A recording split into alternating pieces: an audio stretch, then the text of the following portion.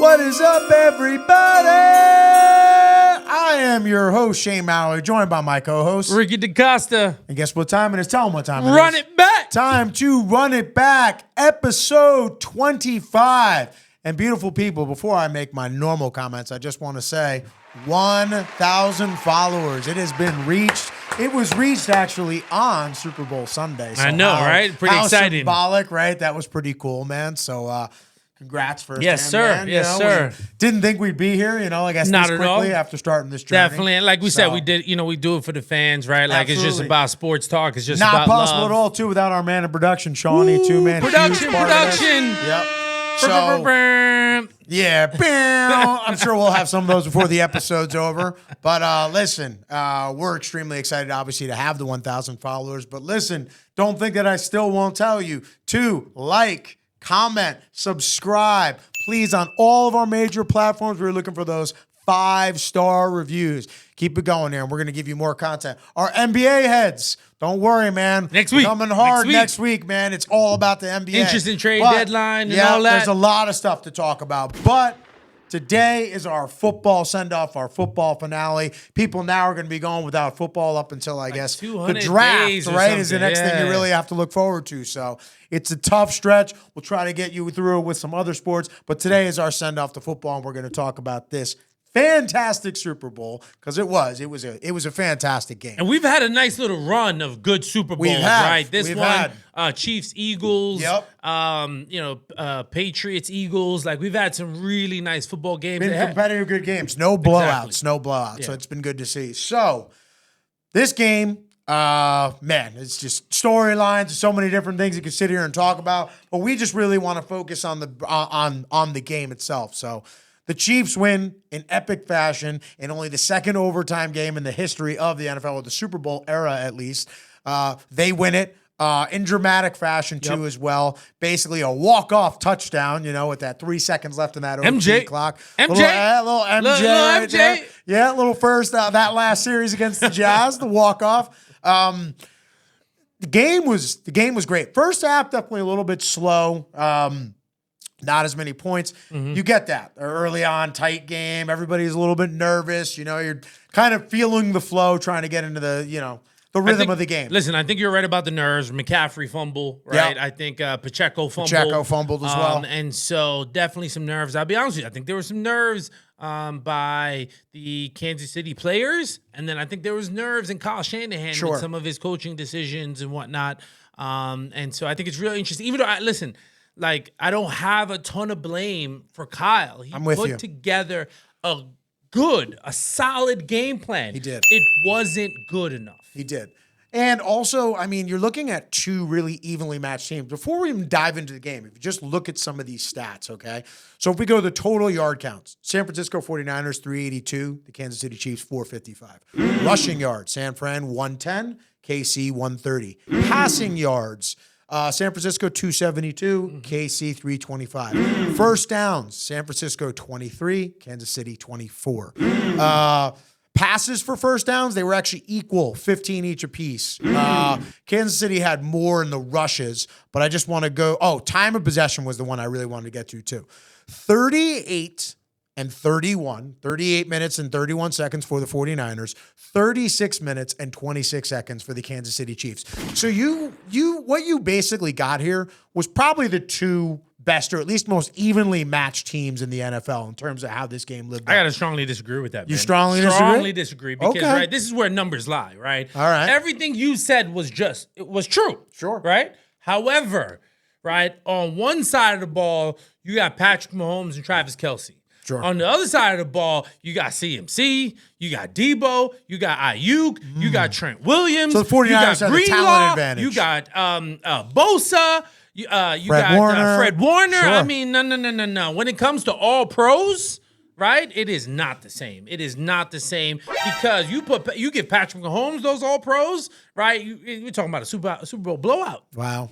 Right? Yeah. So I get what you're saying. Sure. Statistically, they match up.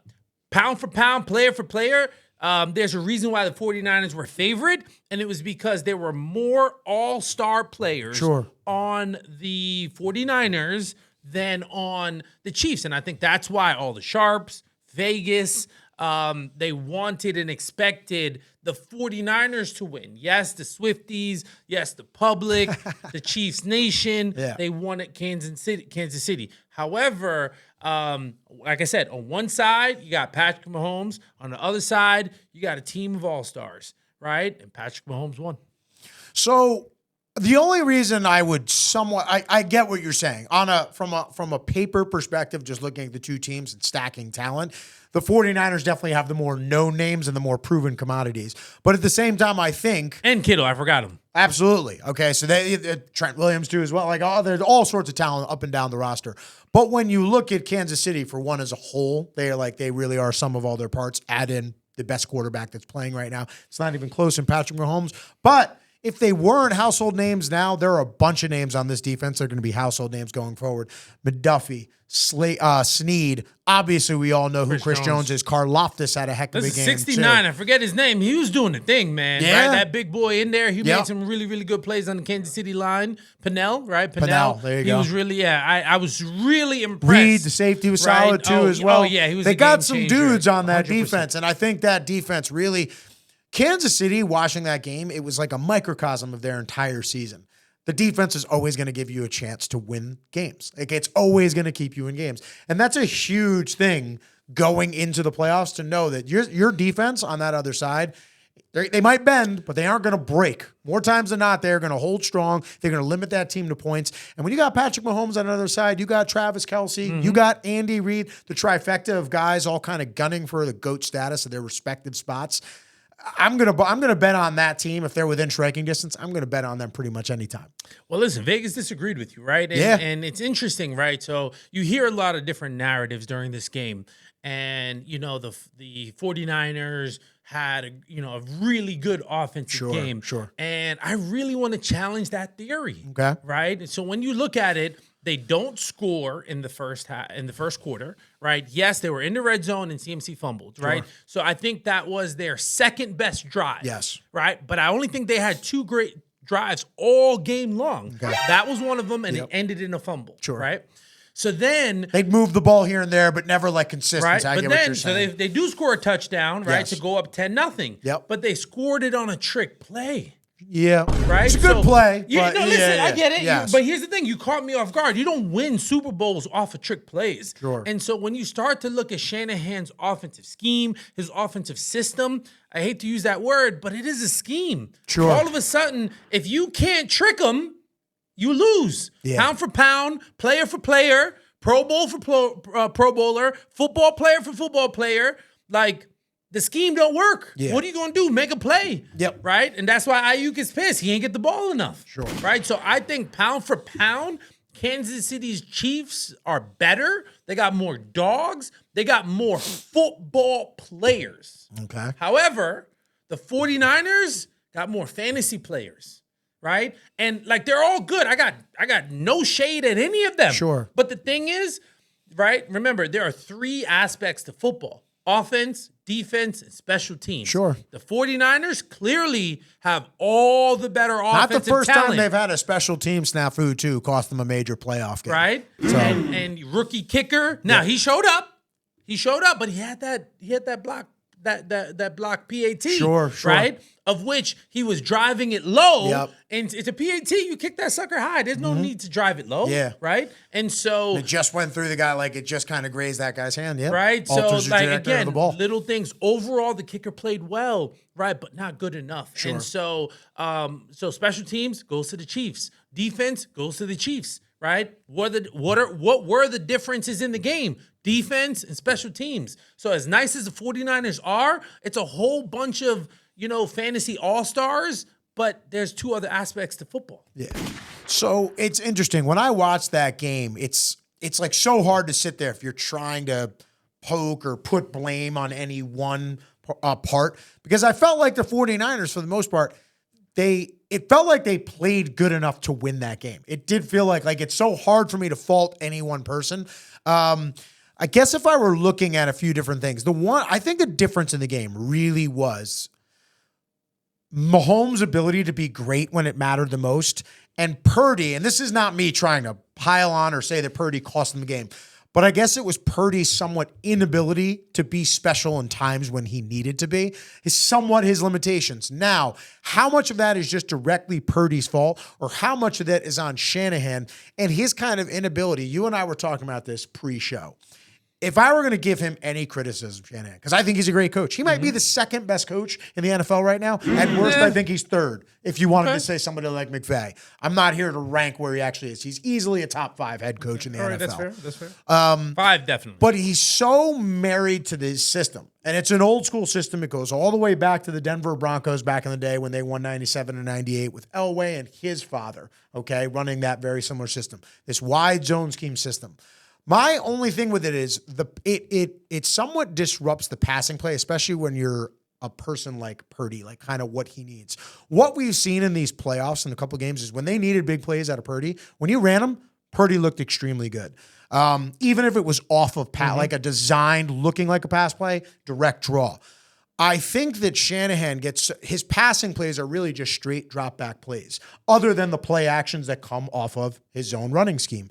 So I think that he's got to like kind of adapt somewhat to how he uses Purdy and realize like, yes, my offense is good, but I don't have to be married to it so much that I can't kind of move Purdy a little bit more. And to that end, this was, and you said this to me pre-show, this was like a CMC type Super Bowl. They really went CMC heavy, 30 total touches. He scores the 1 touchdown, obviously off that trick play and pass. He ran the ball 22 times. But for all the other talent that's on this team, I guess it's a little bit disappointing to see you go so heavy to just that one talented running back and not scheme it up to where use those other pieces around. You're gonna allude to this when you talk about the Chiefs, using Travis Kelce, if nothing else, as a decoy to set up other players. You have the more talented players, as you pointed out. Listen, I've tried to set that system up. I've tried to be consistent all year long, Sure. right? Watch the prior episodes, and in the Josh Allen game, I talked about energy, right? I talked about getting the ball to Stephon Diggs, Yes. right?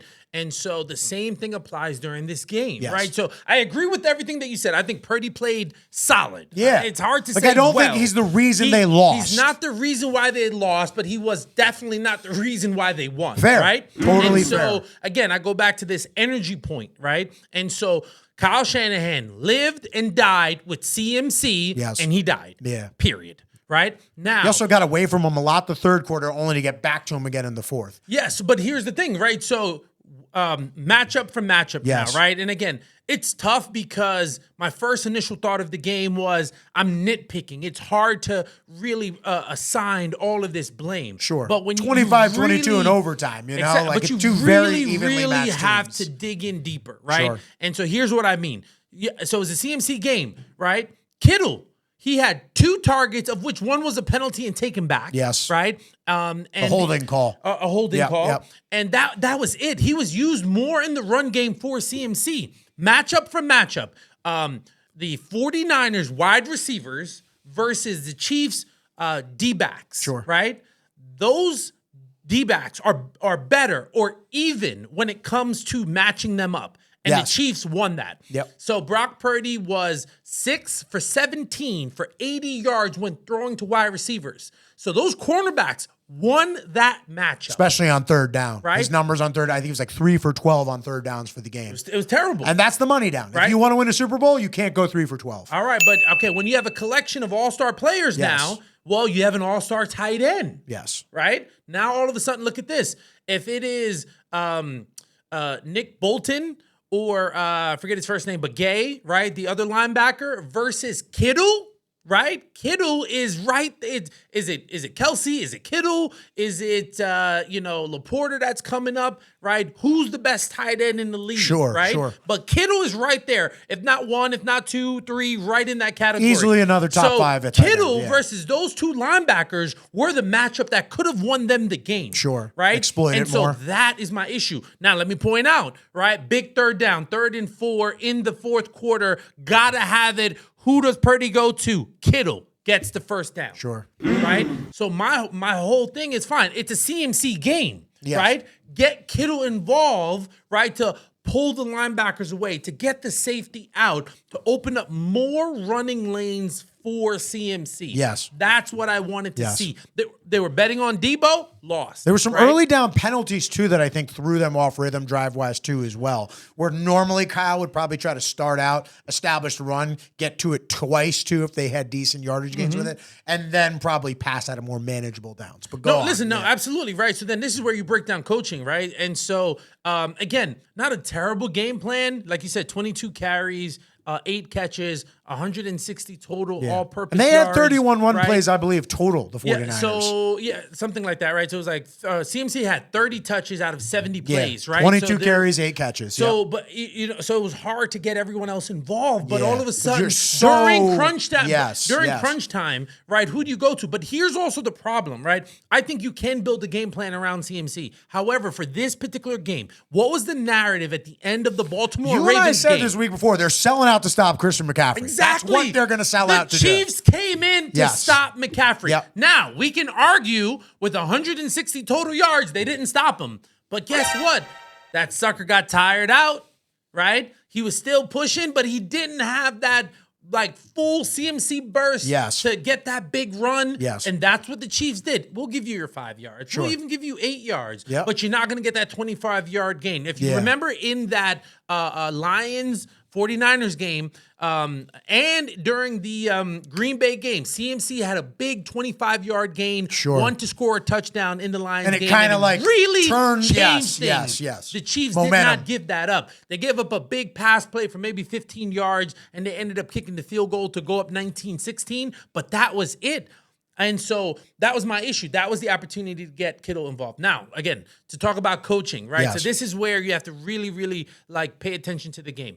The offensive scheme of the 49ers, of the Kansas City Chiefs, Nagy ran the same offensive scheme that the Chiefs played against the 49ers in the prior Super Bowl. Sure. So Fred 2020. Warner, Greenlaw, they knew every play. Pay attention to that first quarter, right? You could see Fred Warner cheating because he Yes. saw the screen coming. He saw the Yes. slant coming. Right? Also, they Everything didn't blitz. They kept 4, and the most important thing was keep your safeties passing were lanes. super Yes. deep. So like Or your in the- rush lanes, I'm sorry. Yep. 100%. So in the beginning of the game, they're like, all right, you're not going to beat us deep, right? So we're going to force you to throw it. Yes. And so all of a sudden, the 49ers forgot. They thought the Yes. Kansas City Chiefs couldn't throw Yep. it deep. So you know what? Reed said, hey, let's throw this game plan out because it's trash. Let's go old school Chiefs, right? And we're going to throw this ball downfield because Yep. again, same thing. Both teams had a fumble, but how did the Kansas City Chiefs got down there? Let's They started adjust. to recognize it from the first quarter. It was the third drive.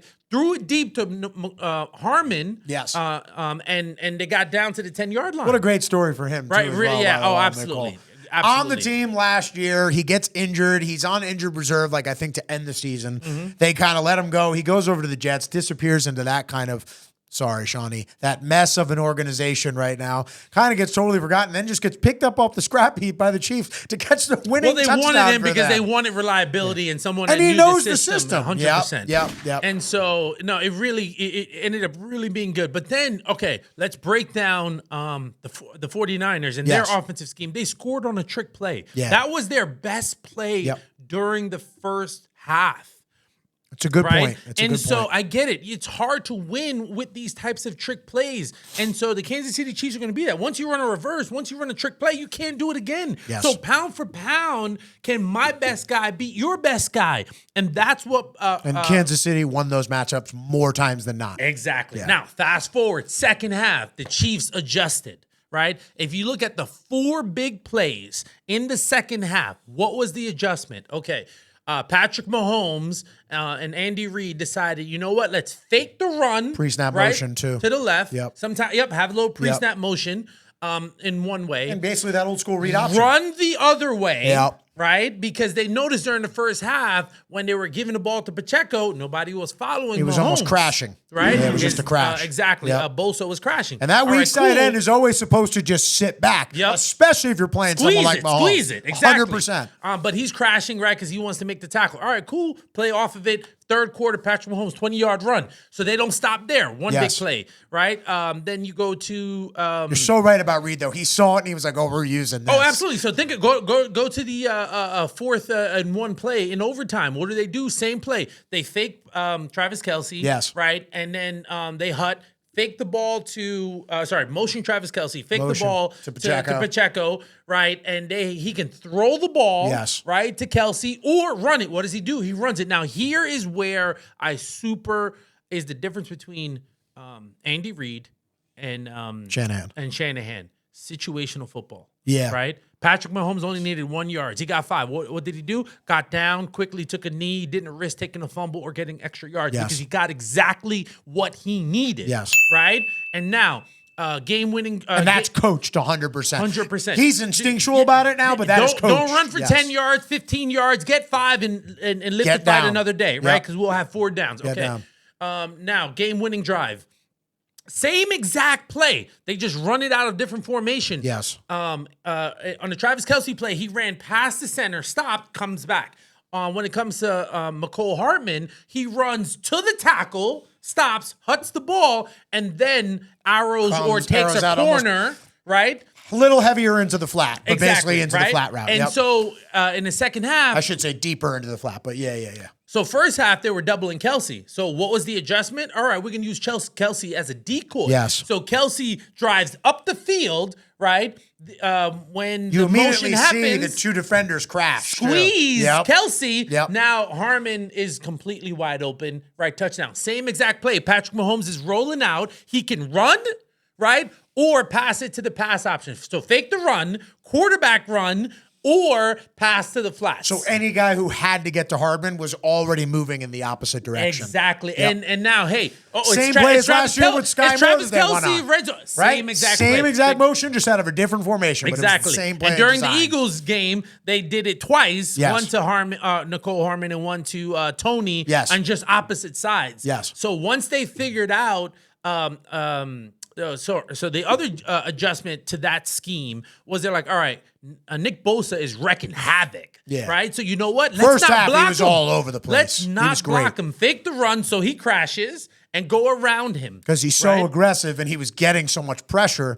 Figures no resistance, he's just going to naturally come down hard. It is the Micah Parsons play, right? He's so good, just don't block him. Play off of him. Fine. You want to go after the running back? All right, then I'll run it or pass it to the receiver. Mahomes ate them up a few times right off of that play, off of his crash down action. Because the fourth time it happened, it was in the fourth quarter, and he ended up getting like a 3, 4, 5 yard scramble for a first down. Yes. So that followed by then a longer run. Exactly. Yep. So that was the offensive adjustment in the second half that the Chiefs did. But where was the adjustment when it comes to the Kyle Shanahan? I really didn't see it. I didn't see offensively. You're talking. Offensively, I didn't see it. Listen, I threw shade at Steve Wilkes. Right, he did an amazing job. He threw everything and the kitchen sink at the Kansas City Chiefs, and they held up strong. But they ran out of gas. So and here's what I'll say to you. I think that's what it came down to. Because their defensive game plan late in that game seemed noticeably different than what it was the majority of that game.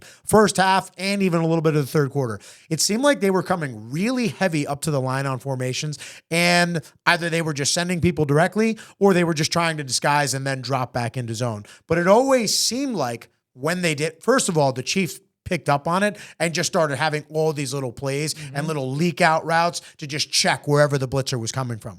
But to me, what I guess was so surprising about it was you did such a good job on passing plays earlier, just staying with your 4, keeping the rushing lanes compact, and just forcing Mahomes deep and then have to scramble one direction. The thing. They kind of got away from that. Start to look at the Kansas City Was it fatigue drives, or was it just the calls? Right? The Chiefs were moving the ball, yes, right? And so they figured out, all right, and to be fair, once Greenlaw went down, they started to attack those linebackers. Sure. Right? And so you could see more openings in the middle of the field. It sucked, and that could have been a major difference. Because they play a nickel anyway with the two backers. So if you go immediately to a backup backer, that's going to be a drop-off. And he didn't necessarily play bad, but, like he's not Greenlaw. A much better player. Greenlaw's right? a good player. So Kansas City, they were moving the ball, but they weren't finishing drives. Now, beginning of the game, they were making dumb penalties. Kansas City was too excited, right? And even the drive that the 49ers scored on that trick play, that was the same drive that Snead had that dumb 15-yard penalty.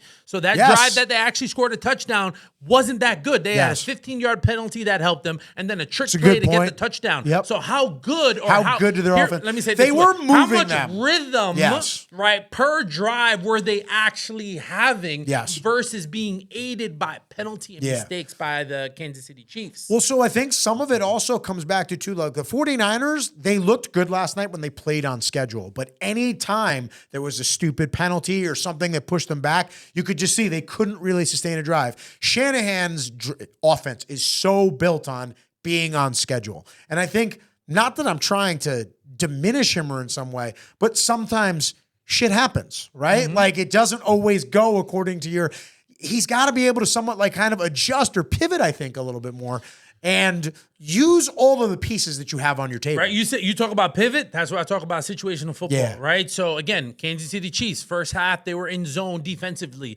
right? And that's when the 49ers took advantage of the Kansas City Chiefs. They were getting some matchups in the middle of the field. They went to man second half and they blitzed tremendously. And that was the difference. Especially in the fourth quarter, they were coming after Purdy. So, but then here's the thing.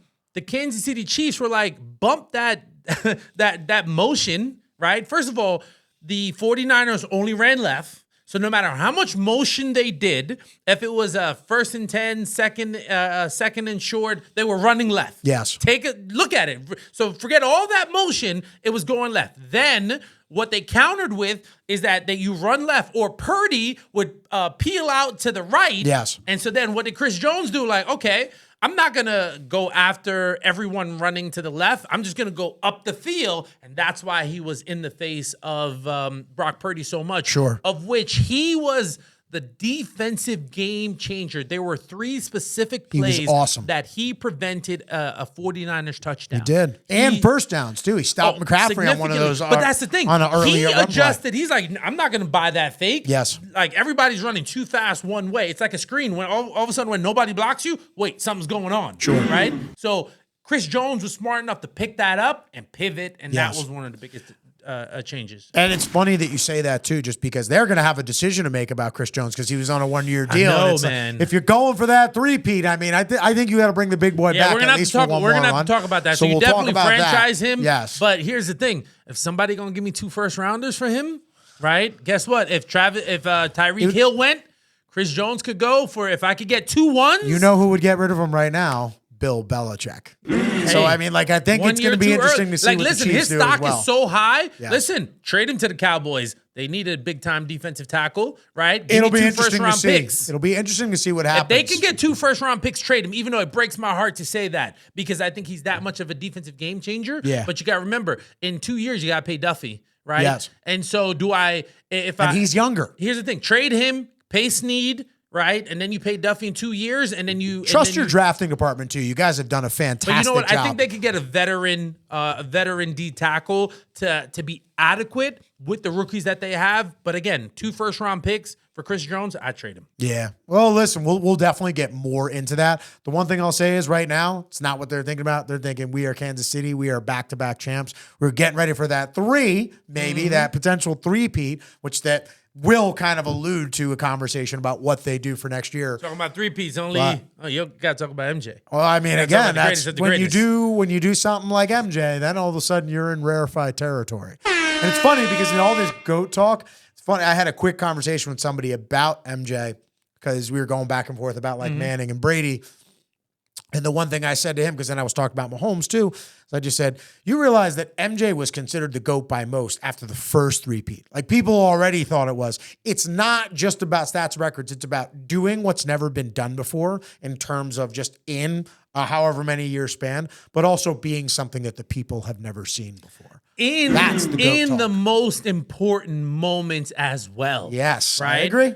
So listen, when Patrick Mahomes got the ball back down 3 at the end of the fourth quarter, did anyone really think he wasn't about to score a touchdown? I knew he was at least getting a field goal. Okay, and we're going to end with this. When the 49ers decide to take the ball in overtime and defer to the Kansas City Chiefs, did anyone not think Patrick Mahomes wasn't going to have a game-winning drive and have his Michael Jordan moment? Yeah, I was just waiting for whether the 49ers would score or not, but I knew once they kicked the field goal, Mahomes is going. You just feel it. And remember, the Duffy touchdown. penalty aided in that drive for them to just get the field goal. It did, but that is all the time we have for segment number 1, but don't go anywhere. We'll be right back with segment number 2. What is up, everybody? I am your host, Shane Mallard. Welcome back for segment number 2 of Run It Back. Of course, I'm joined with my co-host, Ricky DaCosta. And segment number 2, we're going to kind of talk about 49ers, all right, coming off this kind of crushing loss. Obviously, they're still a very good team. They're going to be in the hunt, if not the favorite in the NFC, especially considering the NFC is probably the weaker of the two conferences right now. They still got a lot of their key guys, but they do have some moves to consider. Okay, so I'll actually read this to you. This is from the Mercury News, all right? So first off, they have 5 guys coming up on free agency contracts. Okay. The highlight of that, okay, or the biggest player I would say is Chase Young, okay? Sam Darnold's a backup quarterback. Tyshawn Gibson, he was a safety. Javon Kinlaw, one of their D tackles, and Juwan Jennings. Now, the reason that I bring that up is because of their cap situation. So, top 10 salary cap players on the 49ers. Trent Williams, Deebo Samuel, Arik Armstead, Fred Warner, George Kittle, Charvarius Ward, Javon Hargrave, Nick Bosa, Christian McCaffrey, and Ayuk are projected to have a combined cap hit of roughly $210 million for next season. The salary cap is projected to land between $240 and $245. So basically what they're looking at is, without like a major move or some type of restructuring or something with one of those contracts, you're extending, you restructure, however you do it, they have almost no money to make like significant offseason moves, build out their roster and depth. So I guess if I was talking to you, you're looking at the 49ers right now, what would be kind of be like your plan or survey? What's your biggest point of emphasis with their offseason? So listen, right, like to go down that list, Charvarius Ward, I think you can get rid of, right? Sure. Is he worth the money it's that a safety, paying? right? No, cornerback. Cornerback, right? Number 7, right? Yeah. So I think you could. And their secondary wasn't the strength of their defense either. Exactly. So. That's my point, right? Yep. The secondary is not your strength.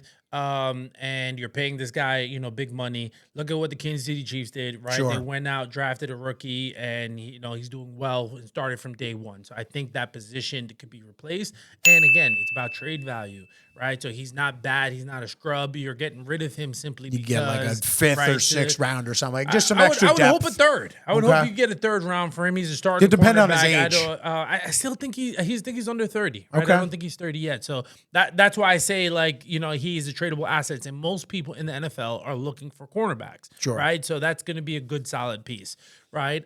Even if it's a depth piece, they're looking for them, right? So the big move, I think you restructure Trent Williams. You can't do anything with Nick Bosa's contract because he just signed it. Yeah. And Trent has said he wants to stay at San Francisco 49ers. He's getting older, so I think he'll be amicable to a restructure. I think the big move that you make is that you trade Deebo Samuels. Trade Deebo Samuel. Wow. They just extended him, though. So what does he have right now? 3 or 2 more years on his deal? I'm not 100% sure, but I do think he's in the midst of 3 remaining years, right? Because I think they signed him to a 5-year deal 2 years ago. That's what I thought, too, yeah. But listen, at the end of the day, he's been injured several times. He was injured in the Super Bowl. Now, much respect to him. He's a tough guy. I'm sure he took a quick little shot and then got back out there and forgot about his hamstring. But remember, Deebo, he was banged up, games, especially towards the latter part. Yes, right. He was banged up at the end. He was hurt in the middle, and so his reliability, right, for the cost that you're paying him is what I look at, right. And so, but here's the thing: people want Deebo Samuels, right? So like, you can't trade the person you don't want. You have to give away some value. You need Trent Williams.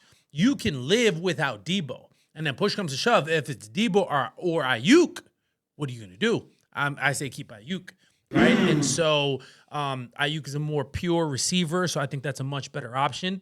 But you have to create some cap space. And I think Deebo now, you can probably get at least a second-round pick for Deebo Samuels, right? Okay. If not a combination. I don't think you're going to get a first for him because of those injury issues, but his attitude and his workload, and that's the thing. He's had such a huge workload.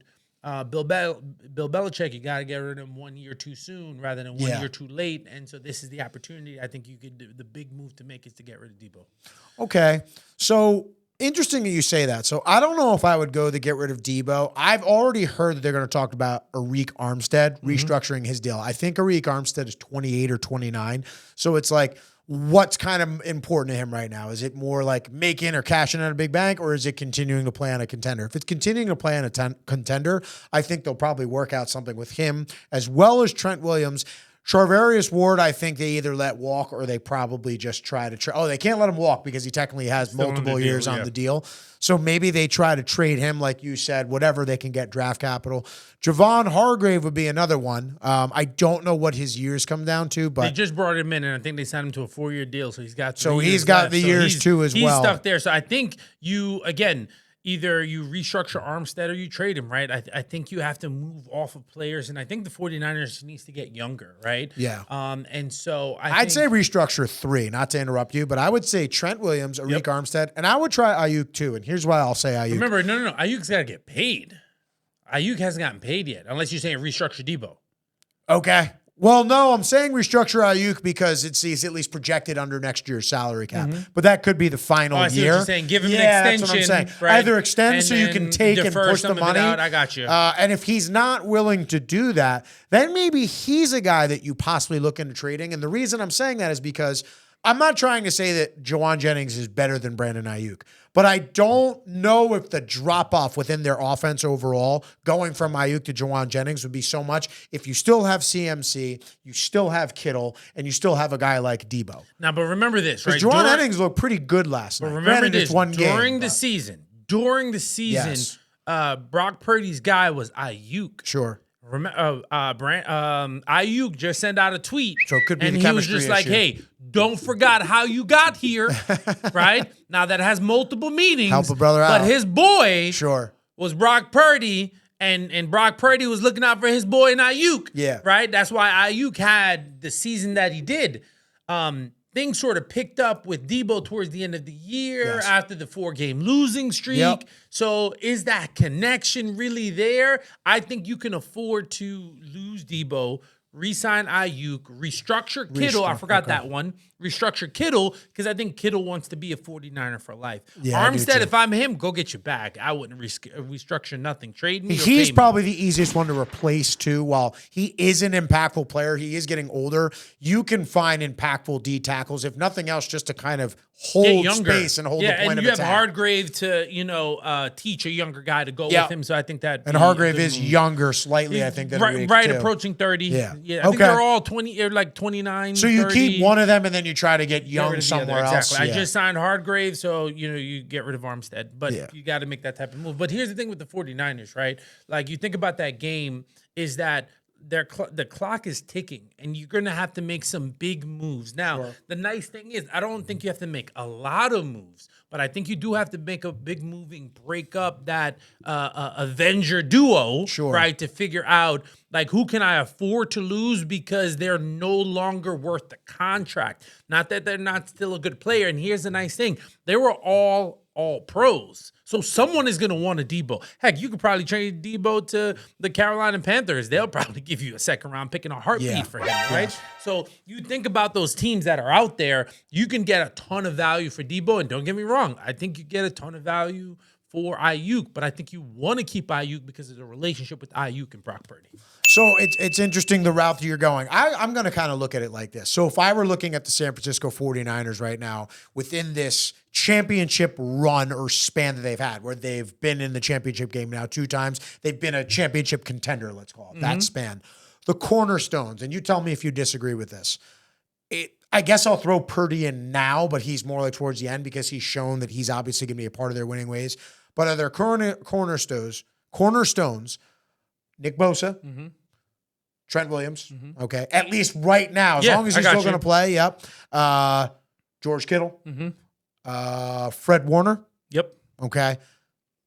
and then throw on Brock Purdy to that. Are those your 5 kind of cornerstone? CMC, I'm sorry. CMC's got to be in there now too, so 6. If I go with those 6, are we basically, do we more or less You can replace everybody else? Everybody else around them we could more or less replace. But agree. those are the 6 guys, if we're going to continue to go at this championship run, those are the 6 guys we need to build. But hold on, we got to talk about something. We got to talk about 2 really important things. Yes. Right? You just worked CMC like a dog.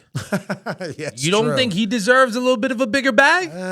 Or even an extra year or 2 in guaranteed money? How about you get another back and take it like lighten the load a little bit? Yo, you just had me 30 touches, Sure. 160 yards, He wants and to a win, tutty, though. and a tutty. Yes. You know what? I need an extra year or 2 on my contract. Little extra guaranteed money. If you're gonna run me this hard, I was the offensive player of the year, 25 plus touchdowns. 21 on the ground, though. I think because I think he's still got 3 left on the deal. I don't think it's 3. I think he's down to 2, right? But hey, extend that boy 2 more years. Give him a little extra money. Maybe not at 16 mil, but throw a little extra 20 million guarantee. I think if they don't have to, though, they're not even going to visit the conversation. Listen, if I'm CMC, hey, it's time to renegotiate. Yeah. If you're gonna work me again, remember the same situation happened with Debo. They worked Debo so hard he started to break down. So he was like, "Give me the bag," and then great, you could run me, I could throw the ball, do whatever you want, but pay me. Yeah. Right? CMC, go get paid because we know how they treat running backs in the NFL. So you just had the best season of your entire life and did not win the Super Bowl. Go get paid. Okay. Right? Second thing. Sure. Right? And I think this is the hot topic. This is the big debate. Right? Brock Purdy is cool and great right now. If you throw that man $50 million, get ready for a is he worth it? Right? Well, I was asking this question to Shoney during the break. But listen, I'll even ask you this, right? You give him a Daniel Jones contract, 4 years, $160 million, right? $40 million a pop. Is he worth that? Right? Now, I'll answer that question. He is worth it. I was about to say, yes, he's worth it. Because if Jones is worth it, then Purdy has to be worth it. Oh, of course. Yeah. But, here's the but. Is he worth it if you lose Ayuk and Debo? Is he worth it if you lose Debo, Kittle, and Armstead? All depends on what the return is on some of those. Because some of those, if they were lost, they would be lost through trades. No, if you pay him $40 million, cut. At least again, you traded Debo, but like an Armstead, if they play hardball, you're gonna have to cut. And I'm telling you, you heard it here right now. CMC's about to get paid a little bit more in that bag. Yeah, we'll see. I mean, listen, if they try to increase his, so I guess what I guess I should ask you first is, because then we'll kind of get a plan of what the 49ers need to do. I think the biggest re-signing, the one that's going to be most pressing, Chase Young. Do you re-sign him? No, it's not worth it. It's not worth it. Listen. You try. Their defense, while it got better, still not winning. Much respects to the 49ers. I'm inclined to agree with you. Much respect to the 49ers because they were able to pivot off of the Trey Lance huge mistake. Sure. You lost 3 first-round picks. The reason why you're in the situation now is that Trey Lance trade. Yes. However, you were good enough and found Brock Purdy. Yep. So you ended up where you needed to end up. Yes. Right? However, it did cost you a lot. Chase Young, I think they traded a second or a third. I think it was a third. Right? I think it was a third. A third. And so I think you let him walk. And if I'm not mistaken, they could get a compensatory third-round pick back for him. Oh, okay. So I think it was something like it was a third that maybe could be a second. But the key is if he walks in free agency, they can get a compensatory pick for him. And so if that's the case, take the third-round pick and let him walk versus what are you going to pay? First of all, how much money do you want to pay your D-line? Nick Bosa's getting $35 million. Armstead is getting $18+ million. You just gave Hargrave $12+ million. You're going to give Chase Young what? 12, 15 million? Not worth it. Yeah. You go draft a rookie and let the veterans, and you give it to him. I was saying yes. And you go get the vets to teach the rookie how to be an NFL player. And you got to get younger. The Kansas City Chiefs have shown us the model, right? The Bills follow that model. Yeah, like if you can keep at least 2 out of those 4 D linemen, starting with Bosa, and then either Hargrave or Armstead. Obviously, if you keep both, that's great. And then you just have to replace one other piece to go with them. That player is going to be getting mentored by three great players. You know? Greenlaw's hurt, but you're going to lose Greenlaw, right? You still have Fred Warner. He's got the Achilles injury now. I know that might have lucked out for the 49ers. Right, because he might get him on the cheap. Yeah.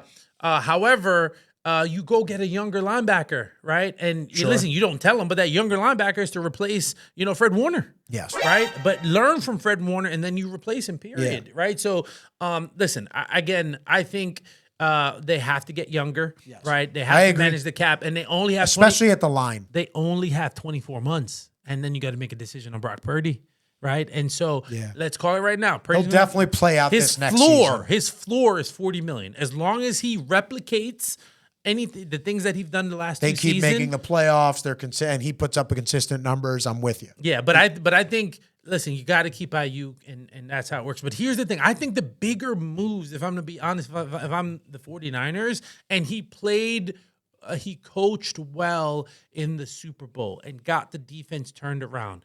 But I think you get rid of Steve Wilks. I think he's going to get fired. And go get Rex Ryan. Go get Rex Ryan. Go get Rex Ryan. Why Rex Ryan? You need an elite defensive coach, right? Think about Shanahan and the by the way, our boy Wink Martindale, by the way, ended up Michigan Wolverines. Michigan, coordinator. Hey, that's a good Shout pickup out to by Michigan, them. man. That's that was a really good move. pickup by them. And again, they're continuing that NFL blood and big name coaches. Quick highlight to the Cowboys too. They signed Mike Zimmer as their defense coordinator. And listen, I know I'm the resident Cowboys hater, but that's a good move by you, Cowboys fans. That's a solid pickup. So this is where I came up with the Rex Ryan thing. I saw that he was back in the coaching circle. I think Rex would have been a better coach, but I can't hate. Zimmer's a really good coach, and I think they're actually going to be great better defensive coach because I think he's going to run a more aggressive scheme. And the problem with Dan Quinn's scheme is that he likes them fast and small. Yeah. Right? Versus Zimmer and Rex will adjust to what they have. You're going to see Micah, I think, with Mike Zimmer. I think you're going to see him moved all around the place. You don't even call him a defensive linebacker. Don't even call him a defensive end. He's just going to be like a hybrid player. He will be a linebacker. He will be all over the star place. Star player, bouncing all over the place. But I agree. So with the 49, I'd like to see that. And you also want to know why you want to get a Rex Ryan. Rex Ryan is not going to be a head coach again. Right? He is, and I know he's in the market for jobs. He wants to get a job. Oh, absolutely. Kyle Shanahan needs his Steve Spagnuolo, right? Think about how great Steve Spagnuolo has been. Arguably the greatest defensive coordinator ever. 5 years. He is the greatest big game defensive coordinator ever. 4 Super Bowls. He got one more than Reed. Straight legends. He's beaten. And he doesn't want to be a head coach. But it's not that he doesn't want to be a head coach. Nobody thinks he is a head coach. So why would I leave the Kansas City Chiefs that's going to be in the Super Bowl every year with Patrick Mahomes, situation. And I just need to do enough. So that's my point. If so look at the 49ers. The Jets head coach left them. Name is slipping my mind. The Jets head coach. The Jets head coach. Robert Saleh. Robert Saleh. He was killing it on the 49ers defensive side. He was their D coordinator, right? Yes. The should have been coach of the year from the Houston Texans DeMeco Ryans, right? We didn't even get into that conversation. Sure. He killed it for them last year. Now he's head coach. Can't be mad at Stefanski. So you have to remember, when you lose those players, they take other coaches from that staff too. So I think Kyle needs to revamp that staff. It's not that Wilks was terrible. I think you're getting a new D coordinator, though. But they need... He made comments earlier in the season about the way he was calling plays. He called that timeout late last night to literally tell Wilks, you're not running the defense like this. Yes, and I think it's because... He's running cover ones and zeros. But I think it's the opposite. I think Kyle was telling him to blitz. I thought Kyle was upset because he just kept doing it. Listen, that's how I saw it. But he threw everything one way in or the another. kitchen sink. It's very rare. Do you ever see Andy Reid call a timeout because of something that's happening on defense? Like Spags has got that thing figured out. They've got a great. That's my point. He needs somebody. I got you. He needs. He the doesn't head want coach somebody of he has the to defense. question. Because here's the other thing too. He needs someone else that was a former head coach that could be like, hey Kyle, don't you dare take the ball, right? Because look, let's talk about that for a second. That was one of the biggest mistakes. I've heard he's like an iron fist though around that facility. Like he rules with the iron fist. Yeah, probably. But here's listen, and I hate these analytic dudes, man, right? Like because numbers lie. And, numbers can't account for duress, stress, pressure, high magnitude situations. Said, you know what? I want to take the ball because if we score and they score, we get the ball back the third time, and then it's sudden death. And you know what Andy Reid said? Well, first of all, he's a smart guy. He took the ball, so I'm not going to question him. But we were prepared either way. We wanted the ball second, 1. 2, he's like, if they what's scored it called? A touchdown. If they had scored if the 49ers scored a touchdown, if we scored, we were going for 2. They were going for 2. So here's where analytics drives me nuts. Yes. Right? You're worried about the third possession. Not realizing the Kansas City Chiefs is guaranteed a second possession and can go for 2 and win the game. And there might not be one. Come on. Yeah. And all these analytics want you to go for it on 4th down, go for the 2-point conversion. But when the game's on the line, don't want to go for the 2-point conversion? This is what's killing your hat right up there. This is why I don't watch the New York Yankees anymore, because they are a completely analytics-run organization. And you baseball heads, I just want to say something to you really quick. If you give me something to watch in baseball, if you really want to throw it out there, you can give it to me. But I've almost gone out of protest for 2 reasons. 1, the fact that they got rid of the shift, so stupid. But the other thing, 2, right there, the fact that this organization doesn't manage with their gut. They don't manage situationally anymore, which is the team I grew up to love. But listen, I think analytics is freaking infecting sports, and it's all in some regards football. It can. Let me bring this up again. Dan Campbell. Right? He's aggressive. Yes. Right? He's all about analytics. And yes. analytics say go for it on 4th and 3 or less. Right? But when you have an opportunity to kick a field goal and go up 17 points, you want to go for it and lose the game. Why? Because you're worried about giving them the ball back. Right? And guess what? Instead of going up 3, right, you all of a sudden in 2 drives, the game is tied. With the same amount of points. Kyle Shanahan, you're worried about the 3rd possession, not realizing the Kansas City Chiefs is guaranteed the 2nd possession and has the option for a 2-point conversion. Yeah. Do you give Michael Jordan like a free open lane, right, to win, or a open jump shot? Again, you blitz him, you double him. Sure. Anyone but Michael, you let beat you. Guess what? Patrick Mahomes, you're getting the ball first. Score a touchdown. Do what you got to do. But I'm not going to let you go last. He just helped his legacy. Yeah. Yes, I agree. So I'll say this to your Detroit. Sorry, let me just close that point. So let me close that point. So the purpose of that little mini rant was just to say Rex Ryan is old school. He's old school football, right? If he had someone in his ear to be like, hey, look, listen, remember, like new overtime rules, we want the ball last. Sure. Right? Yes. And you know what? Let the defense go back out there. Sure, we're tired, but it's the Super Bowl. I mean, multiple players on the 49ers didn't know the new OT rules. Yeah, and if you don't know that, don't say it in a press conference because it just looks them First look, of all, it makes them look bad. I feel 2 ways about that. One, as a football player, football fan, you should know, right? Secondly, I get what you're saying. I get what you're saying. Yes. Again, everything shouldn't just be on you're the at coaches. The highest level. You should, yes. Everything should be as the player, right? I should know, right? But that's one way or another, coaches situationally, you have to also be coaching and working that into the game. That is the second point, and we'll talk about like a little coaching breakdown. Not paying attention to that portion of practice? Listen, on a coaching breakdown now, that is why Andy Reid is the best coach in the league, and Kyle Shanahan is struggling to be top 3 and struggling to finish the job because he's great offensively in one system. Show me that you can adapt, or maybe one. And guess what? You know what the problem is? He continues to fail the same way, right? And so that's the problem. He can win from ahead, right? But he can't come back. Yes, Brock Purdy brought him back the one time, but he can't come back. Patrick Mahomes in all of his Super Bowls are down 10 points. He's like, all right, game time. I just needed to wake up a little bit. It's weird. So watching the end of that 4th quarter, yes, the Niners should have been running the ball and trying to drain out the clock. But to me at the same time, if you're playing Mahomes, you got to be aggressive and kind of look to score. Yeah, okay. Great. You know what I'm saying? Time out. I'm so glad you said that. They were playing just to set that game up to go and have a winning field goal. Perfect, exactly. Right? So you brought up a great point for me. Fine. You take the ball first, okay? So, all right, I didn't think it was the right decision, but I agree with you. Let me see your strategy. I'd much rather see you go first and know what I have to do. All right. So it's your first drive. Yes. You're in the red zone. If I'm not mistaken, you're on the 12-yard line. Okay. Right? Sounds so about you could right. still get a first down.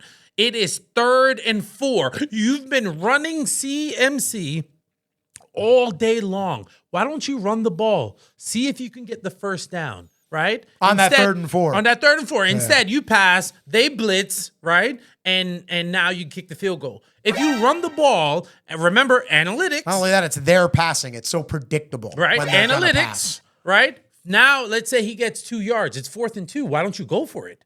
Because here's the thing. You kick a field goal and you give it to Patrick Mahomes. You don't think after he just scored 2 field goals at the end of the first quarter? Now, remember, at the end of the fourth, he's not at least it's not that they didn't score a touchdown. They ran out of time. Yes. And Rashid Rice was wide open. We were talking about that before. Right? I think the only reason that Mahomes wasn't even going to try to make that throw is because it was in the middle of the field. And while it looked like he was going to walk in to the end zone, God forbid something happens and he gets tackled right there. That's the game. They lost. I'm not going to disagree You know what with I'm you. saying? I'm not going to disagree with you. But I agree the throw I was more there. so think Patrick Mahomes is like, I'm going to throw it to my guy. 1-on-1. Now, the problem was, that was a touchdown against the Ravens you know a week ago. Exactly. 2 weeks ago. That's why I get mad at Matt Nagy. They were prepared for that. Yes. Fred Warner knew that play was coming. Yep.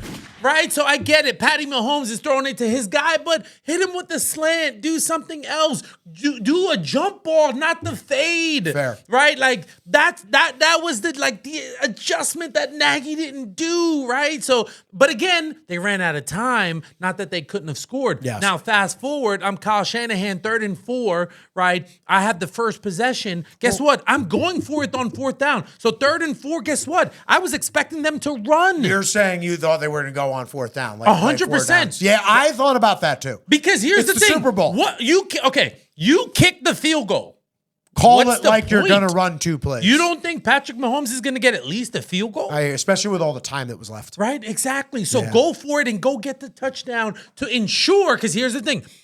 If you go for the 4th down and you get it and you could score the touchdown, now you force the Kansas City Chiefs to execute your theory or go You're also for, giving yourself 2 plays to get 4 yards. Exactly. I got to trust that the 49ers, with Christian McCaffrey, Debo, all those guys, Exactly. I can trust you can get those 4 yards in 2 plays. So it is an interesting breakdown. Time out, right? Yes. So that's where it's scheme over players, right? On the 49ers and the Kansas City Chiefs are players over plays, period. Yeah.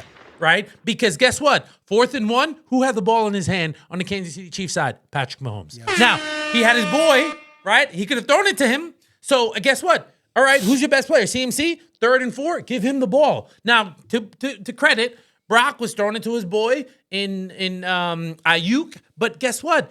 They were ready for it. And Spags blitzed them. You know what I'm saying? So I disagreed with Kyle Shanahan's theory, but if he went for it on 4th down, I would have agreed with the strategy. The field goal was irrelevant. He should have went for it, go for the touchdown, you're also trying to, one way or another, like the fate was going to be decided within those 2 plays, but you're really trying to put Patrick Mahomes away.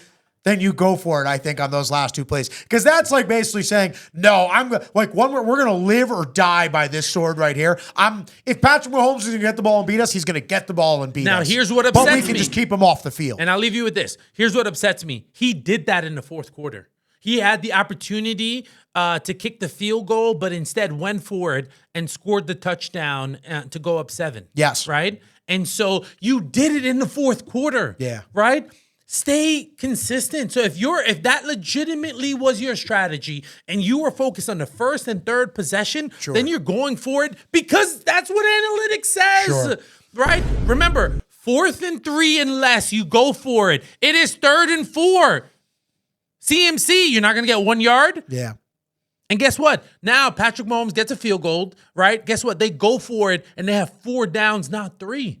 And you want to know the crazy thing is, if they did kick the ball out to Kansas City Chiefs, the defense did their job. Because remember, on that Kansas City drive in overtime, it was 4th and 1. The defense held them, right? Held them.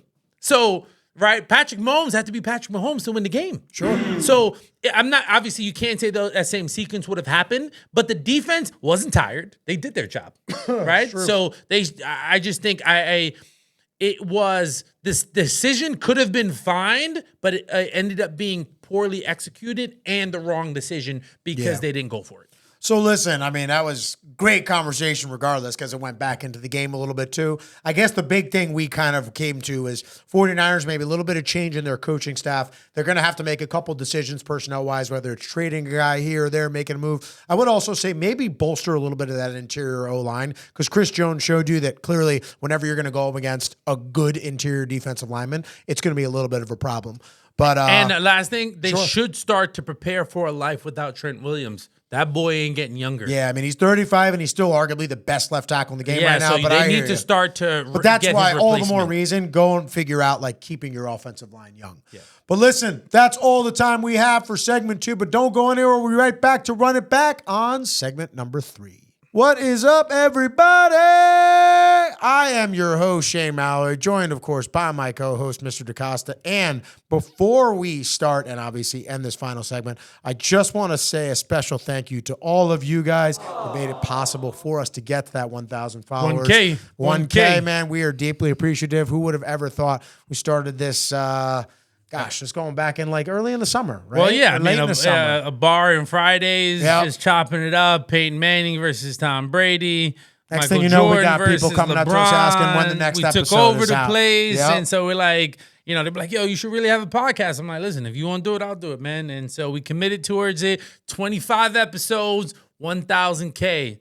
I like that math, man. And again, I told all you NBA heads, man, don't go anywhere. We're going to be coming at you hard with it. But this is the football finale. But again, people, this wouldn't have been possible without a lot of you jumping in, watching some of our reels, jumping into the conversations. By the way, I absolutely And I know you guys be debating with him because he be having some crazy takes. I love the back my and people, forth. I be with you, right? Because like when you talking on the running back, you talking to him, and it be a little wild, you know. Listen, someone's got to be the voice of reason. Oh on this my podcast. God! You see, this is the crazy Someone's gotta nonsense be that the comes voice out of of his reason. mouth. You don't wear a hat like this to not be taken seriously. Let me tell you that right now. Couldn't hold it. But listen, beautiful people, please like, comment, and subscribe on all of our major platforms. We're looking for those 5-star reviews. You've been great. Just keep helping us build here. We're going far places with this thing. But listen, we talked a lot the last segment about the 49ers. Let's in turn now talk about the Chiefs. Now, first of all, only the 8th team to go back-to-back in Super Bowls. A lot of people started talking about that next year, right? Can they do the unthinkable? Can they do the what's never been done before? Can they win 3 in a row? That's when you get into special category. That's Michael Jordan type territory right there. I guess the only way Mahomes could top that is if he did 2 3-peats, right? Or Let's slow down. Well, let's just slow get down, to the right? 3-peat Like first. nobody has 3-peated in football. That is That the is in and of equivalent. itself. Yeah, we'll see You know, if they hey, can do it. Brady didn't do it, right? didn't. So when I think of it, right, everybody talks about, right, I think it's the 79 Dolphins, right, that went undefeated, right? And can anyone catch them or top them?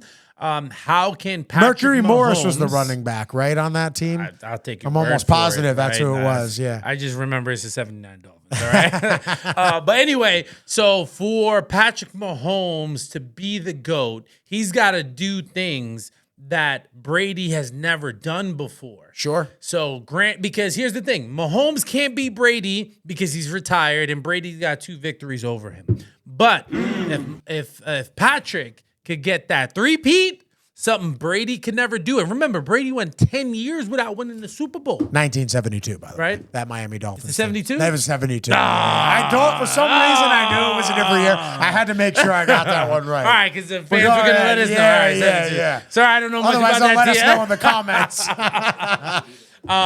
But no, 79? What are you talking about? You should be allowed to talk sports. But, That's some of the comments. Yeah, but listen, the fact that 3-peat makes a big deal. And here's the thing, they want it, right? Patrick knows that this is important for history. Yes. It would separate himself. Yes. Kelsey knows True it as legacy well. definer. He's gonna back him up. And Andy Reid is not going anywhere. And listen, I want to give Andy Reid some flowers for a moment, right? We're talking about Patrick Mahomes, but the Kansas City Chiefs went to now 6 straight AFC Championship games. Sure. Right, won 3 Super Bowls. But guess what? That's 10 for him. Andy Reid That's 10. went 4 straight NFC championships with the Philadelphia Eagles and 1 Super Bowl appearance. And Donovan McNabb, who was a solid quarterback. He was an above average. He's not Patrick Mahomes. He's not. Yeah. He's not. And so at some point, I'm going to give a little comparison to Kyle Shanahan. He was a giant killer, and Andy Donovan Reid. McNabb, and so Kyle might be the old school Andy Reid with the Philadelphia Eagles. That's a right? good, I like that comparison. And that's the thing. And like he's got finding his way to getting it one again, day. back then, Reid didn't make in-game adjustments like he did because that's why he couldn't really get over the hump. Sure. Now he makes those in-game adjustments. Now, to be fair, he's got Spags, so he's got the backup that and he needs Mahomes, that he could fully and Chris dive Jones in. and Kelsey. As He's got well some as, boys. guess what? He's a smart man, and I wouldn't be surprised if he adds Eric Bieniemy back to his staff. Because even though I think Matt He was there Nagy visiting is with them before the Super Bowl, too. Give him a little inspiration. Yep. Is solid. I think, Reid is the fun-loving, like dad that lets you be you. Yes. Right? But they say he's about that action in practice. No. He's about the intensity. Former lineman.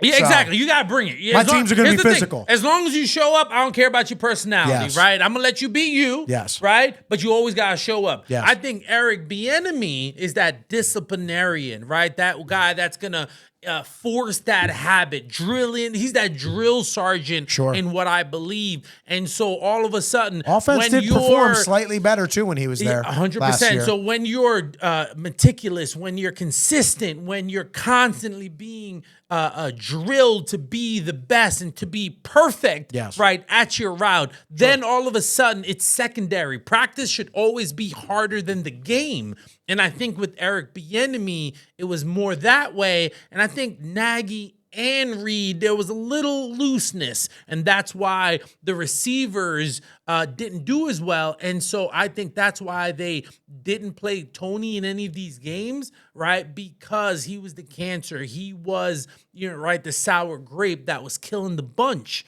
right? Versus Eric Bieniemy be like, yo, cut this guy. So I think they realized, like, hey, let's keep this guy away because he's killing the team. Right? I think Andy Reid picked up on that late versus Eric Bieniemy would have got rid of him earlier. Yeah, no, listen, you bring up some really... And his antics were less last year with Eric Bieniemy. Yeah, no, listen, you definitely bring up some good points. It'll be interesting if they bring him on as some type of a consultant. It seems like he might have even made the mistake, which you actually talked about, I want to say 1 or 2 weeks ago, just about Bieniemy maybe misgambling on making that move to Washington. It's somewhat of an unstable franchise, and now he's kind of somewhat left out in the cold. He's not. He doesn't have a job anywhere. So if he could come back maybe and get into his good graces with KC, help in some respects, I'm sure there's a way for him to. I would have loved to see him future. on the Steelers. That's what I would have loved to. Right? Like if he was going to make a decision to leave, go to the Steelers. Sure. He can call offense. There's no question. Be the Spags to Tomlin because Tomlin is just in the reverse. Great on defense. Yes. He's great at finding offensive talent, right? But he can't get that quarterback right. Eric Bieniemy has the eye for it, and I think he could have really made a difference there. So I think that was the one spot I would have loved to seen him. And I heard that he was up for the Raiders job, right? And Antonio Pierce wanted him, but the Commanders didn't let him out of his contract until it was late, and then he didn't, and then they signed with somebody else. Sure. So he's gotten dirty, in this coaching cycle. Well, so the Chiefs are kind of painting their legacy right now. It's still happening. We're literally living right through the beginning of what I think is the next great sports dynasty in maybe all of professional sports right now. I mean, they look to just be that type of a team. And I think probably one of the things that makes it so impressive is in this era now where parity has just been stronger than it has been in the NFL, and the AFC is very strong too as well. You have this team who is just finding ways to go and get it done. And I had actually said this to Sean during the break when we were pre-meeting before this entire show. Watching the Chiefs win this game, it was the perfect microcosm of their season. Again, it's just they were built much differently this year. They struggled a little bit on offense. They had to figure things out. Teams came much more prepared to stop Travis Kelce this year. He looked a little bit like he was slowing down at parts and moments during the season. The receivers couldn't get quite on the same page. It took a little bit of time for Rashee Rice. They didn't run the ball in the regular season the way they're running the ball at the latter part and during the playoffs too as well. But the one constant for them this entire season, that defense always gave them a chance, and it kept them in games. And you saw it in that Super Bowl game right there. Yeah. And it's a dangerous thing to think about, the fact that Patrick Mahomes could be playing with this good a defense for the foreseeable future, because a lot of those guys are still on young, controllable contracts. A good portion of them came from the Tyreek Hill trade. That's how you got a guy like Karlaftis and Bolton all in the same draft, these young, controllable contracts. McDuffie, too. So they've got these nice cornerstone pieces on defense that they don't have to worry about paying for a little while. This team is right in the middle of painting its masterpiece. But a big part of that, when we go to the offseason, at least a little bit for them, is you have some decisions to make. The two biggest names that are coming up for money, L'Jarius Sneed and my man Chris Jones. Now, I was talking about this with Shawnee before, and this is no disrespect to Travis Kelce, because I think Travis Kelce is the man. He's awesome. But if I were going in order of importance to the team, I would actually say it's take Andy Reid out. I'm just talking players, okay? Patrick Mahomes is number one.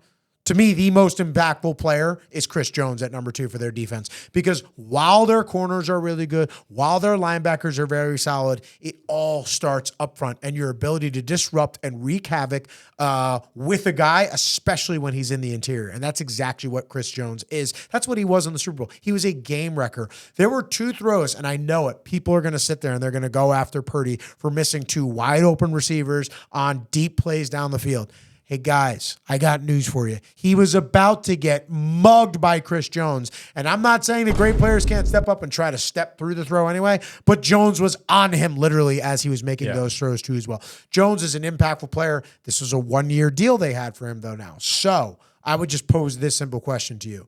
Who do you think is more important to kind of like the future? If they're trying to three-peat, do what's never been done before, who do you think they bring back? L'Jarius Sneed, or do they bring back Chris Jones? Or do they try and finagle a way to bring back both? No, listen, I think you got to make a hard choice, and we talked about this with the 49ers, right? Like, you got to give up something big, right, to get something big in return for the long-term success of the team. I think to answer your question, I would rather have Sneed than Chris Jones right now, right? Because I pair Sneed and Duffy, lock it down, right? Here's the new Legion of Boom, right, with Reed in the backfield. Don't you think it's easier to place Sneed, though, than Jones? No, remember, Sneed gave up a total of 2 touchdowns all season. No, he was great. The playoffs. He was great. We saw one of them in the Super Bowl. That's it. No one was scoring on him, right? And if I'm not mistaken, but Chris Jones. Excuse me. He gave up no touchdowns in the Super Bowl. I mean, during the regular season, and gave up 2 touchdowns in the playoffs all year long. Sure. So now, again, age matters. Plus, also, I think Chris Jones, I think if I'm Dallas Cowboys, I would make the trade. So you're talking, I would trade you a want first to make and a the second trade, for him, shop him, and see right? what you can get. So yes, tag him. Now, if you tag him, you can't tag Sneed. So I would try to work out a long-term deal. It's a with decent Sneed. draft for defensive tackles too. There's going to be some good defensive tackles. Solid, but at the same time, are they going to be Chris Jones? So there's some teams that obviously I would not trade him to, right? But to me, these teams are in the same category: the Bills, the Cowboys, the Eagles. Your direct competition. The 49ers. Yeah. Right? Imagine if you got rid of Hargrave and put Chris Jones in there. Now all of a sudden, how good is Nick Bosa? Now I get it. You can't spend that on that same line, right? But those are the type of teams. Those teams that are right in the playoffs hunt. I think the best team that actually could afford him, but I don't think they would give up the draft picks, are the Green Bay Packers. Interesting. Right? That would be the one team that legitimately has the money to pay him, right? They're a playoff bound, right? And they need a defensive difference maker because they already have the secondary talent, right? In Jair Alexander. Yes. Right? They have Maryland safety Savage. Okay. Right? So they have the secondary. Kenny already. Clark's a solid D lineman up front too. Solid, but you put him with Chris Jones, now he's going to wreck some havoc. Now, think about it. If I'm the Green Bay Packers, why would I want to do that? Well, guess what? You got to make a impact. The Packers will never do that, though. I get it. But, like, again, if you want to be different, right, how are you going to get better than the Detroit Lions that was one game away from the Super Bowl, right? Yeah. How are you split with them during the season, though. True, right? Yeah. But listen, the Bears are going to get better. The Vikings might step up. Let's see what they do with Justin Jefferson. But my whole point is, if I'm them, I pay him a big 2-year deal, right? It'll be like a 4-year deal. First 2 years is really the big money. And now, if I'm them, I give up a first and a future second and get Chris Jones, and now I'm making a Super Bowl run. Interesting. Right? So that's the one team that if I am the Chiefs, that I'm looking to make a deal with them. They're and I'm trading him to the NFC. So that's what I'm saying. I don't want to keep him. Again, same teams in that mold, the Ravens, again, but these are your direct competition. Sure, You're not going to do it to them. You got to think of the NFC teams, but the Green Bay Packers have everything. They have the money, they have the draft picks, and that's the one team to make a trade to. Versus Snead, everybody needs a corner, right? Snead could go to every one of those teams that I just mentioned. He can go to Saints. He can go to the Bucks. He can go to like every team. He could go to a So don't you think, though, that means Panthers. technically you're probably going to have to bid higher than for Snead if you want to keep him? So here's the thing. I think with Snead is that, yes, he's got to get paid. But I think if you're close, right, that he'll stay, Okay. right? You just got to be in the respectable ballpark. Yeah. So listen, I think What about you? I respectfully disagree. If I was going for the three-peat, I like Snead. Don't get me wrong. Snead was awesome this year. But I think that it's easier to replace Snead if you keep somebody like Jones with the amount of pressure and havoc that he can wreak up front. It's easier to go and just replace that corner, especially when you have a young McDuffie. Maybe you can kind of build around him as the number one in the future. You got to trust your draft and scouting department with what you did off of that Tyreek Hill trade and piecing this defense back together, kind of making it what it is. I think it'll be easier for them to go and get a nice, solid corner to slide in and fill in that role. But replacing Chris Jones to me, I mean, you're talking about him and Aaron Donald as 1 and 1A in terms of the best interior defensive lineman in the game right now and how they impact the game. And I think he's more important and vital to them going to a three-peat than Snead is. While I still think Snead is a tremendous player. And you know what team actually, well, again, they have a new coach now that would make that type of move? The Seattle Seahawks. It's possible. Right? They need a big impact player to make a veteran, difference, right? To really separate themselves with Yes. the 49ers and the Rams. So that, the Seahawks. Or just pull in with them too. Right? Yeah, like be and there. Green Bay are competing with those them. two teams that, like, first of all, you're going to do him justice. You're sending him to solid competitive teams. Sure. But they would want him to make a nice 2-year run, very similar to how Von Miller went to the Buffalo Bills, as Shawnee Production talked about. Yeah, yeah. So, I mean, listen, it's going to be interesting things for them, but I think those are the two big names. Everything else, I think they'll figure out. Kelsey will obviously be back. They're going to have Superman, a.k.a. Mahomes. They've got Andy Reid. It's just about figuring out on defense what direction they're going to kind of go to. But again, I think it all centers around like the ability to come back and do this again. That's how their offseason But is here's the gonna thing. go. Andy Reid isn't going anywhere, like epic coach, and he's really elevated himself. And as I mentioned earlier, what he did in Philadelphia was amazing, but he just fell short. Now he goes to He was always a great coach. He just couldn't get that. right, but he developed. He's grown, and now he's got Patrick Mahomes, and so now everything else falls into place, and he's got the defensive player. And listen, I think Kyle Shanahan is right there. He just got to take himself to the next level, and I really think he just needs to mimic Andy Reid's path, and once he does, he could really take things to the next level. And so, but kudos to the Kansas City Chiefs, kudos to Spags, kudos to Patrick Mahomes. At the end of the day, he is one Super Bowl away from saying he's the greatest of all time. Wow. One Super Bowl away, huh? And here's why I say that. Okay. Here's why I say that. Now, listen, Tom Brady's got 7. Yes. Right? So to be the greatest, you normally have to match 7. Be the man, you got to beat the man. But Right? if you do something that we've never seen before in the sport of football, you put yourself in a category that's like, wait, I got I know you love this, all these statistical records.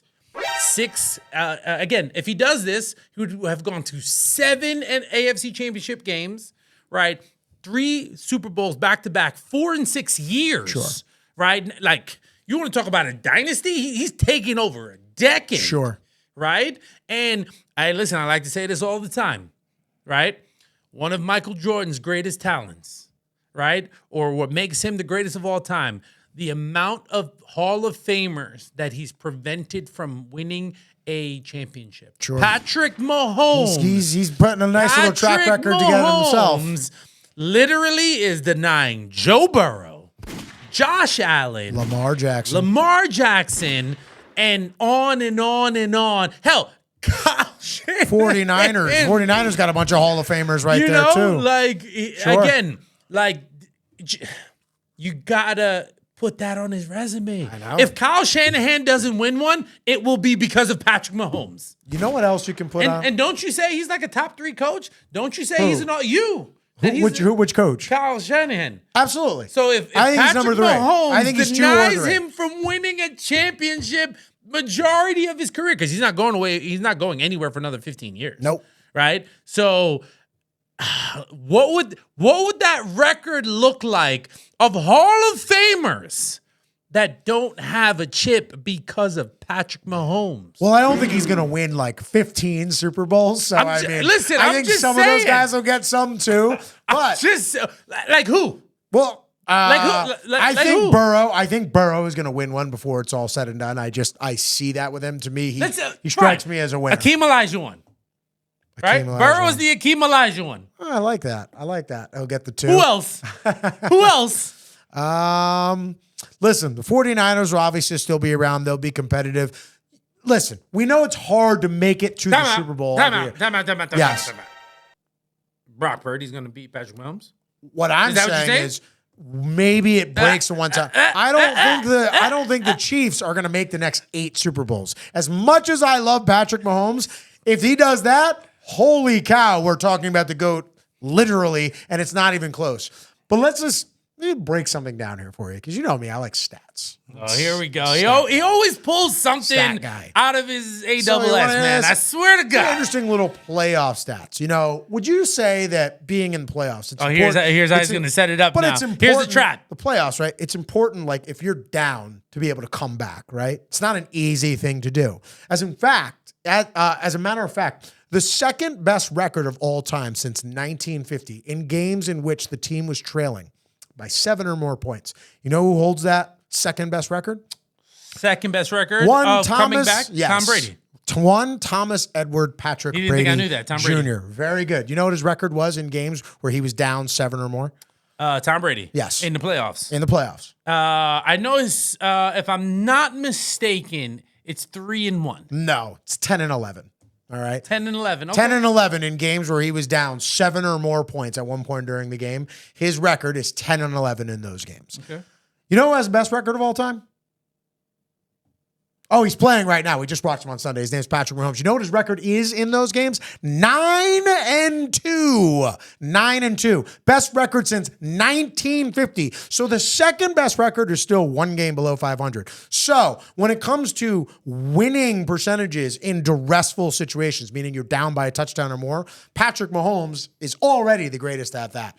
So do you like other statistics? Because I like statistics. What about you? You like statistics? Where you want to go with this? How about if we just do stats in the playoff stats? Do you know that 90% of all statistics are made up? Oh, is this percentage made up? Mahomes' playoff career in comparison to the rest of the NFL. Winning percentage, 833. What's that rank? Oh, good for first. All right. Total yards per game, 314.4 yards a game. What's that rank him? Oh, first again. Touchdown to interception ratio, 41-8. What's that ranking? Come on, say you see the theme here. First, yeah. Passer rating, 104.8. What's that? That's first, yeah. And then finally, completion percentage, 67.9. What's that? First. So he's the best at coming back in the playoffs, down 7 or more points. And he's literally the best at every statistic: winning, total yards, touchdown, interception, passer rating, completion percentage. I think we're a lot closer to this GOAT conversation than we. Have you seen the movie about the Williams sisters with Will Smith? Yes. Okay. Really good. Remember what he said to Serena Williams at the end of that movie? It's a very prophetic line. So he says, listen, Venus is going to be the #1 tennis player in the world. But you, Serena, you're going to be the best that ever was. And that's what I think that we're watching right now. I think Tom Brady is the most accomplished quarterback of all time, and there's no question in my mind he deserves that accomplishment and title. Patrick Mahomes is the best quarterback I've ever seen. Listen, I'm not going to disagree with that last part. That's a lot of numbers right there, a lot of facts, a lot of data. And here's the thing. At the end of the day, he has to do something we've never seen before. Okay. Or he's got to get 7. So I get you on the record. If he wins next year, 3-peat, he's GOAT. Well, listen, that's going to be 4 before 30. Yeah. And it's 3 in a row, which no one's ever done. With 3 in a row. It's MJ and stuff. 7 consecutive AFC championship. Sure. Sure. You know who he would be. he would be Michael Jordan and LeBron James in one. Yeah, I like that. I like that fruit roll up right there, baby. I like that. I like that. Fruit roll up, mix of flavors. No, it didn't work. It didn't work. I got it. If you want to give us another relationship analogy, maybe. Listen. I think you just dead that one from a relationship, analogy. Oh, like fruit roll up. You know what? I didn't realize all the different connotations. That I'm could just take saying, on. you didn't. You didn't stand at attention. I'll just say that. Anyway, boy. but no, listen.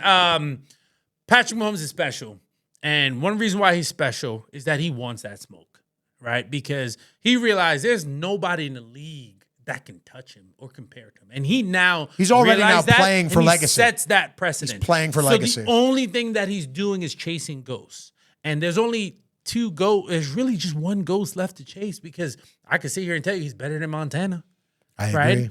And so, as much as I it know pains me that's to hard say, to say. I know in the court of public opinion, while I love Peyton Manning, he's already past Manning. The court of public opinion is him and Brady. So exactly. Now here's the thing: to give Montana his credit, love Montana. If I'm not mistaken, he won 4 and he dominated all 4. Yeah, right. Never lost in the Super Bowl. Exactly. So that's the thing. So he's 4-0 and he dominated in those games. Yes. Right. So that's what makes him so special. But Patrick, like what we've seen from him is just so freaking special.